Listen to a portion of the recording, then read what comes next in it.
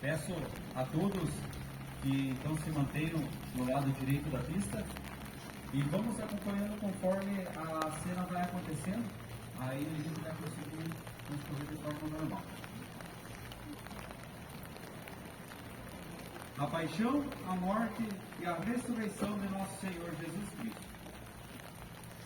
Disse Jesus: sabeis que daqui a 2 dias será a Páscoa, e o Filho do Homem será entregue para ser crucificado. No primeiro dia dos ázimos, foram até a cidade, Jesus e seus discípulos, para celebrar a Páscoa, a última ceia. Após instituir a Eucaristia, Jesus revelou que um dos 12 o trairia. Retirou-se Jesus para um lugar chamado Getsêmani, tomando consigo Pedro e os 2 filhos de Zebedeu, Tiago e João, e disse-lhes: assentai-vos aqui, enquanto eu vou ali orar. E começou a entristecer-se e a angustiar-se. Disse-lhes então: minha alma está triste até a morte, ficai aqui e vigiai comigo. Adiantou-se um pouco e, prostrando-se com a face por terra, assim rezou: meu Pai, se é possível, afasta de mim este cálice. Todavia, não se faça o que eu quero, mas sim o que tu queres. Foi ter então com os discípulos e os encontrou dormindo. E disse a Pedro: então, não pudestes vigiar 1 hora comigo? Vigiai e orai para que não entreis em tentação. O espírito está pronto, mas a carne é fraca. Afastou-se pela 2ª vez e orou, dizendo: meu Pai, se não é possível que este cálice passe sem que eu o beba, faça-se a tua vontade. Voltou ainda e os encontrou novamente dormindo, porque seus olhos estavam pesados. Deixou-os e foi orar pela 3ª vez, dizendo as mesmas palavras. Voltou então para os seus discípulos e disse-lhes: dormi agora e repousai. Chegou a hora. O Filho do Homem vai ser entregue nas mãos dos pecadores. Levantai-vos, vamos! Aquele que me traz está perto daqui. Jesus ainda falava quando veio Judas, um dos 12, e com ele uma multidão de gente armada, de espadas e cacetes, enviada pelos príncipes dos sacerdotes e pelos anciãos do povo. O traidor combinara com eles este sinal: aquele que eu beijar é ele, prendei-o. Aproximou-se imediatamente de Jesus e disse: salve, mestre, e beijou-o. Disse-lhe Jesus: é então para isso que vens aqui? Em seguida, adiantaram-se eles e lançaram mão em Jesus para prendê-lo. Mas um dos companheiros de Jesus desembanhou a espada e feriu um servo do sumo sacerdote, decepando-lhe a orelha. Jesus, no entanto, lhe disse: embanha a tua espada, porque todos aqueles que usarem da espada, pela espada morrerão. Os que prenderam Jesus levaram-no no primeiro julgamento diante do Sinédrio, onde califas, os escribas e os anciãos o julgaram culpado como réu de morte. Assim, amarrando-o, entregaram a Pilatos, o governador, o qual ofereceu ao povo uma escolha de soltura: Jesus ou Barrabás. O povo escolheu Barrabás. Os soldados teceram de espinho uma coroa e puseram-lhe sobre a cabeça e cobriram-lhe com um manto de púrpura. Aproximavam-se dele e diziam: salve, rei dos judeus! E davam-lhe bofetadas. Pilatos dizia: não acho nele nenhum motivo de acusação. Pilatos vai até Jesus. Eis o homem! Quando os pontífices e os guardas ouviram, gritaram: crucifica-o! Crucifica-o! Falou-lhes Pilatos: tomai-o vós e crucificai-o, pois eu não acho nele culpa alguma.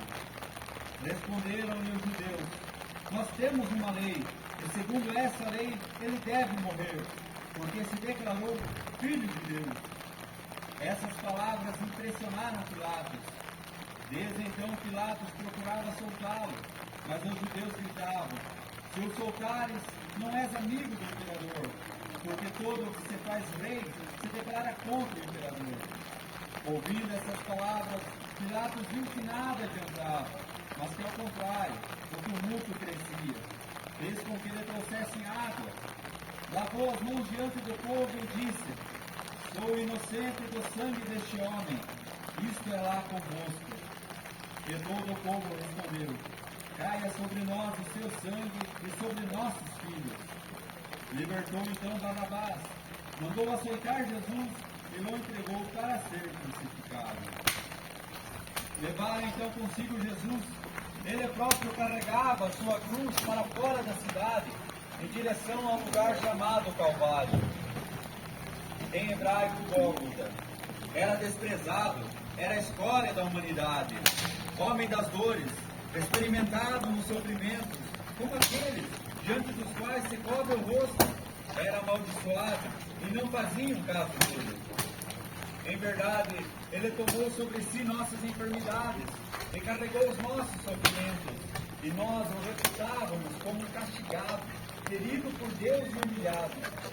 Jamais um romano poderia ser condenado à morte da crucificação, por ser a cruz o símbolo máximo da desonra, reservada aos piores criminosos. Mas o sinal da vergonha, por excelência, foi abraçado por Jesus. Ele próprio carregava a sua cruz. Neste passo da paixão, Jesus toma sobre seus ombros adoráveis os meus pecados. Entretanto, o divino Redentor é rei tão grandioso que transformara a cruz em objeto elevado à nobreza e distinção. Ela será colocada no alto das igrejas, nas coroas dos reis, e será a paixão dos santos. Mas ele foi castigado por nossos crimes e esmagado por nossas iniquidades. O castigo que nos salva pesou sobre ele, fomos curados graças às suas chagas. Todos nós andávamos desgarrados como ovelhas, seguíamos cada qual nosso caminho. O Senhor fazia recair sobre ele o castigo das faltas de todos nós. Foi maltratado e resignou-se, não abriu a boca, como um cordeiro que se conduz a matadouro, e uma ovelha muda nas mãos do tosqueador. Ele não questionou o porquê. Terríveis são os nossos crimes, eles fazem cair um Deus feito homem.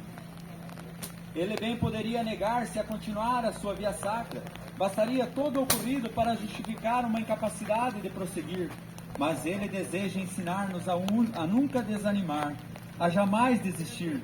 Nesse passo, ele demonstra estar disposto a nos reerguer de nossas quedas, por piores que sejam. Jesus, seguindo a sua via sacra, se depara com Maria, sua mãe, pelo caminho. Ó vós todos que passais pelo caminho, olhai e julgai se existe dor igual à dor que atormenta esta mãe. Sua mãe guardava todas essas coisas no seu coração. Devia ela lembrar-se com exatidão das palavras do arcanjo São Gabriel durante a anunciação. Ele será grande e chamar-se-á Filho do Altíssimo. O Senhor Deus lhe dará o trono de seu pai Davi, reinará eternamente na casa de Jacó, e o seu reino não terá fim. Maria deveria estar se questionando: como seria este trono e esse reino, se meu filho é só uma chaga da cabeça aos pés, sem força sob o peso da cruz? Passava por ali certo homem de Cirene, chamado Simão, que vinha do campo, pai de Alexandre e de Rufo, e obrigaram-ne a que levasse a cruz. Os soldados romanos receiam que o divino condenado venha a morrer antes mesmo de chegar a Gólgota. É urgente encontrar alguém que o auxilie a terminar o percurso. O centurião que comandava os soldados romanos vê Simão. Quem era ele? Sabesse somente que era de Cirene, quase um anônimo. Porém, embora obrigado, ajudou a levar a cruz de Jesus e de alguma forma cooperou com a obra da redenção. Fazei brilhar sobre nós, Senhor, a sua face. Confiado na vossa justiça, eu contemplarei a vossa face. Ao despertar, saciar-me-ei com a visão de vossa imagem. Verônica, ou seja, verdadeira imagem. Esse é o significado do nome daquela que se compadeceu de Jesus ele enxugou o rosto. Que poderia oferecer ele, naquele momento, em retribuição por tão distinta atitude? A sua verdadeira face. Jesus quis deixar-nos esta preciosa mensagem. Sempre que de alguma forma eu lhe enxugar a face, sua fisionomia se estampará em minha alma. Serei outro Cristo. Sim, Christianos alter Christus. O cristão é um outro Cristo. Não abriu a boca, como um cordeiro que se conduz ao matadouro, e uma ovelha muda nas mãos do tosqueador. O Senhor torna firme os passos do homem e aprova os seus caminhos. Ainda que caia, não ficará prostrado, porque o Senhor o sustenta pela mão. Apesar do auxílio de Cirineu, o peso da cruz vai se tornando esmagador. Quem, ao cair pela segunda vez naquelas circunstâncias, não se deixaria permanecer no chão? Era a oportunidade para desistir, mas Jesus quis levar até o fim o holocausto. E como eram suaves aquelas pedras do caminho, em comparação com os sofrimentos que ainda viriam pela frente. Seguiam uma grande multidão de povo e de mulheres que batiam no peito e o lamentavam.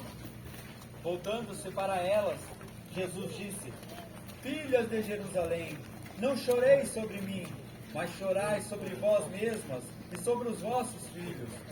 Porque virão dias em que se dirá: felizes as estéreis, os ventres que não geraram e os peitos que não amamentaram.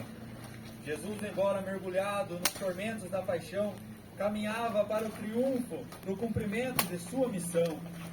Mas, na sua infinita justiça, não deixava de advertir as santas mulheres da necessidade de repararem o pecado coletivo. Não bastava comoverem-se com a tragédia de um Deus injustiçado, era indispensável aplacar a cólera divina contra os homens pelo crime cometido. Era desprezado, era a escória da humanidade, homem das dores, experimentado no sofrimento, como aqueles diante dos quais se cobre o rosto, era amaldiçoado e não fazíamos caso dele. Que mérito teria alguém se suportasse pacientemente os açoites por ter praticado o mal? Ao contrário, se é por ter feito o bem que sois maltratados, e se o suportardes pacientemente, isso é coisa agradável aos olhos de Deus. Ora, é para isso que foste chamados. Também Cristo padeceu por vós, deixando-vos exemplo para que sigais os seus passos. Ele não cometeu pecado, nem se achou falsidade em sua boca. Ele, ultrajado, não retribuía com idêntico ultraje. Ele, maltratado, não proferia ameaças, mas entregava-se àquele que julga com justiça. Carregou os nossos pecados em seu corpo sobre o madeiro, para que, mortos aos nossos pecados, vivamos para a justiça. Por fim, por suas chagas, fomos curados. Aí está, diante dos nossos olhos e sob o peso da cruz, a luz do mundo caída ao chão pela terceira vez. Tomaram as suas vestes e fizeram delas 4 partes, uma para cada soldado.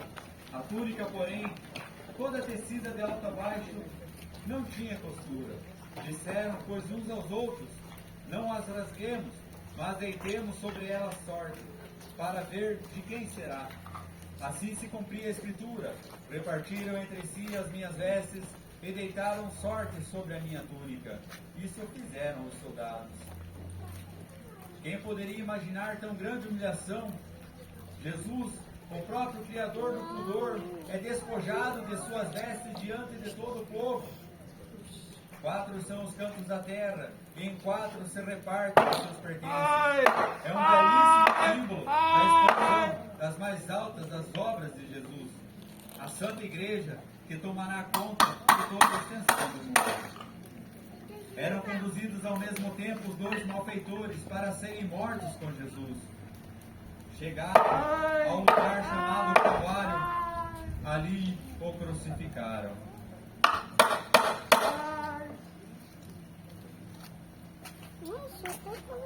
Também crucificaram os 2 ladrões, um à sua direita, o outro à sua esquerda.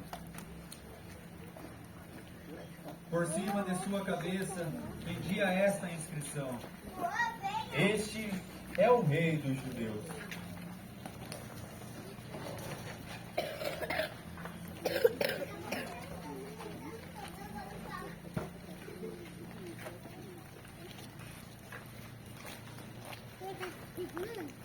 Um dos malfeitores ali crucificados blasfemava contra ele: Se és o Cristo, salva-te a ti mesmo, salva-nos a nós.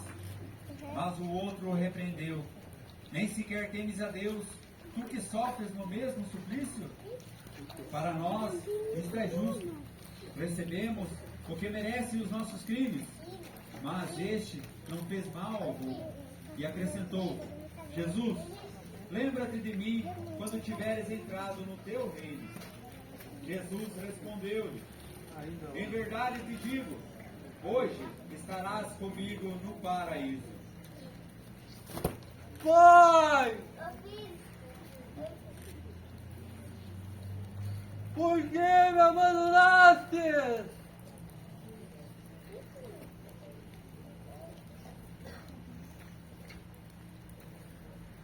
Mulher, eis aí o teu filho.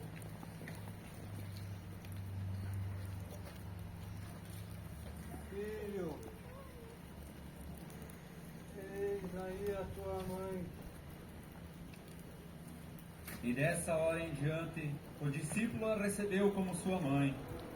Em seguida, sabendo Jesus que tudo estava consumado, para se cumprir plenamente a Escritura, disse: Tenho sede. Havia ali um vaso cheio de vinagre. Os soldados encheram de vinagre uma esponja e, fixando-a numa vara de isopo, chegaram-lhe à boca. Havendo Jesus tomado do vinagre, disse: Tudo está consumado. Inclinou a cabeça e entregou o seu espírito. José de Arimateia, que era discípulo de Jesus, mas ocultamente, por medo dos judeus, rogou a Pilatos a autorização para tirar o corpo de Jesus. Pilatos permitiu. Foi, pois, e tirou o corpo de Jesus.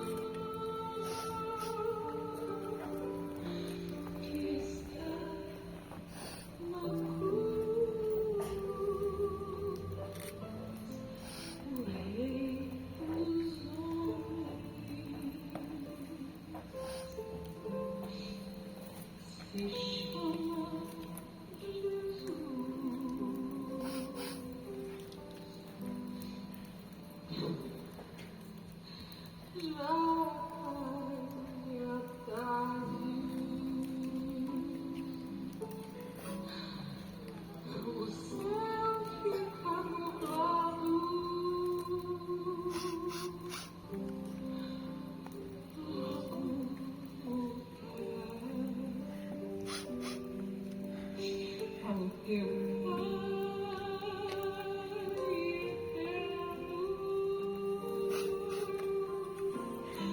dorme, meu menino,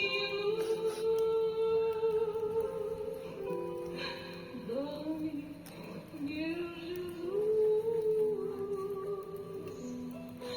a quem eu entreguei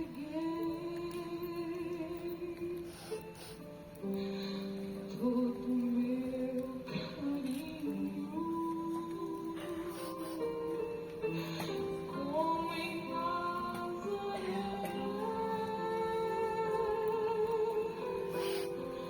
aquela manhã.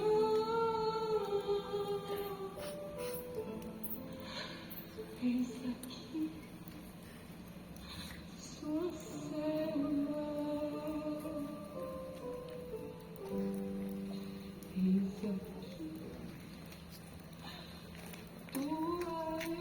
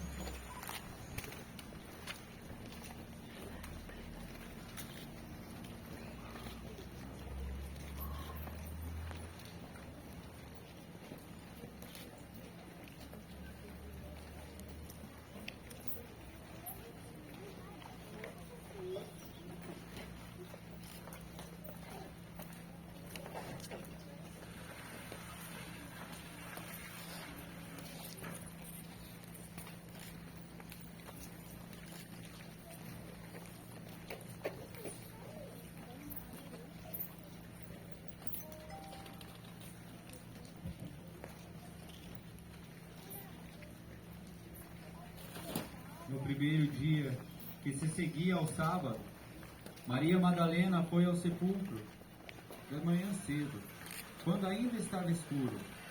Viu a pedra removida do sepulcro. Correu e foi dizer a Simão Pedro e ao outro discípulo a quem Jesus amava: tiraram o Senhor do sepulcro e não sabemos onde o puseram.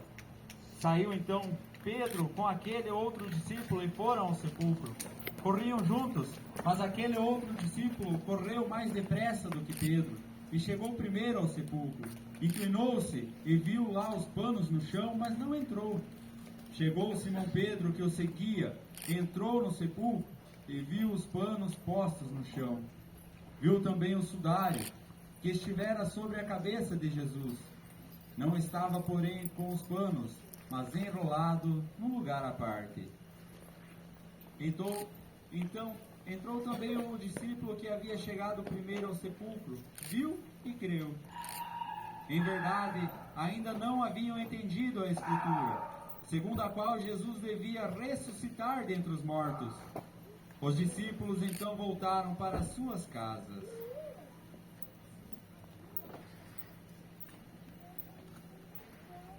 Entretanto, Maria se conservava do lado de fora, perto do sepulcro, e chorava. Chorando, inclinou-se para olhar dentro do sepulcro. Viu 2 anjos vestidos de branco, sentados onde estivera o corpo de Jesus, um à cabeceira e o outro aos pés. Eles lhe perguntaram: mulher, por que choras? Ela respondeu: porque levaram o meu Senhor e não sei onde o puseram. Ditas estas palavras, voltou-se para trás e viu Jesus em pé,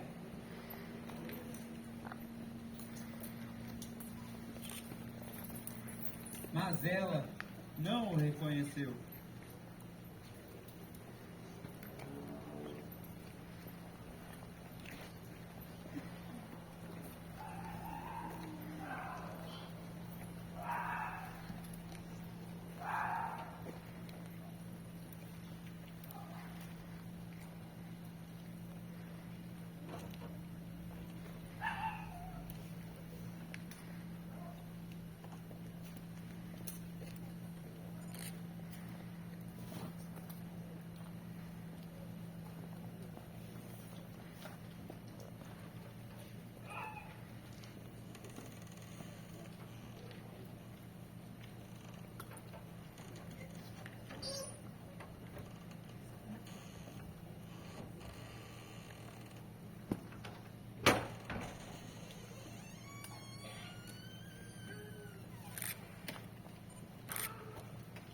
Jesus perguntou a Maria: Mulher, por que choras? Quem procuras? Supondo ela que fosse o jardineiro, respondeu: Senhor, se tu o tiraste, dize-me onde o puseste, e eu o irei buscar. Disse-lhe Jesus. Maria. Voltando-se ela, exclamou em hebraico: Rabone, que quer dizer mestre.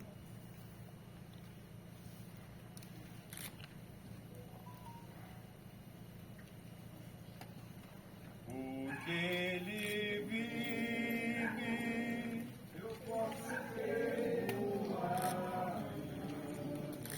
Porque ele vive, eu vou não amar. Mas eu bem sei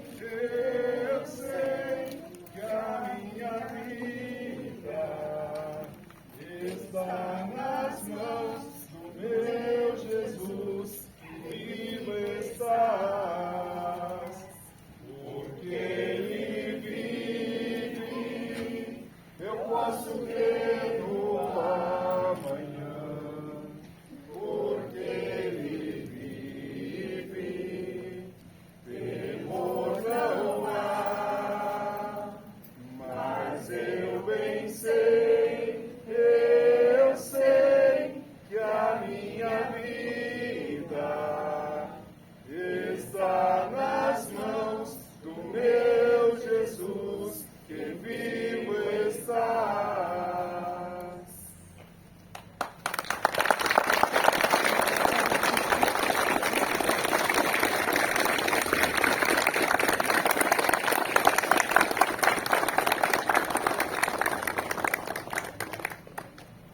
Eu quero agradecer a todos que aqui estiveram presenciando esse momento lindo que foi essa encenação. Muito, muito, muito obrigado.